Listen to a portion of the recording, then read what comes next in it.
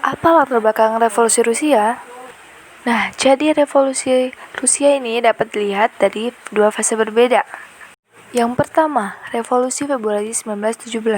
Revolusi ini bertujuan mengganti autokrasi Tsar Nicholas II Rusia yang efektif terakhir dan mendirikan Republik Liberal. Yang kedua, Revolusi Oktober. Revolusi kedua ini memiliki efek yang sangat luas, memengaruhi daerah kota dan pedesaan. Revolusi ini diinspirasikan oleh Vladimir Lenin dari Partai Bolshevik, memegang kuasa pemerintah provinsi. Dan bagaimana proses terjadinya revolusi Rusia? Proses terjadinya revolusi Rusia dapat dibagi menjadi dua. Yang pertama ini ada Revolusi Februari 1917.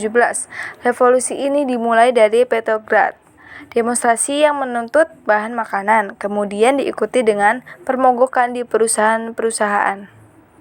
Nah, yang kedua ada Revolusi Oktober 1917. Revolusi ini dimulai di Petrograd lagi, di bawah pimpinan Lenin, yang menyuarakan untuk mendirikan Republik Soviet. Apa dampak revolusi Rusia? Dampak dari revolusi Rusia tidak hanya dirasakan oleh Rusia sendiri, tapi juga bagi dunia. Selain paham komunis yang menyebar di negara Rusia karena gerakan Bolshevik sebagai komunis radikal, komunis juga mulai meluas di dunia. Indonesia sendiri sempat memiliki partai komunis, yaitu Partai Komunis Indonesia, atau biasa dengan disebut PKI. Revolusi Rusia yang dimenangkan oleh kaum komunis radikal yaitu Bolshevik sangat berdampak pada meluasnya paham komunisme di dunia. Apa sebab-sebab terjadinya revolusi Rusia pada tahun 1917? Yang pertama yaitu ketidaksukaan rakyat terhadap kepemimpinan Tsar Nicholas II. Yang kedua, adanya perbedaan sosial yang mencolok antara kaum bangsawan dan rakyat. Yang ketiga, perubahan agraria yang tidak memberikan dampak pada para petani.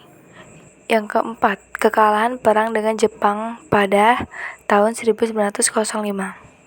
Dan yang kelima, perbedaan sosial yang mencolok antara kehidupan tsar dan bangsawan yang mewah dengan kehidupan rakyat biasa yang kesulitan dan miskin.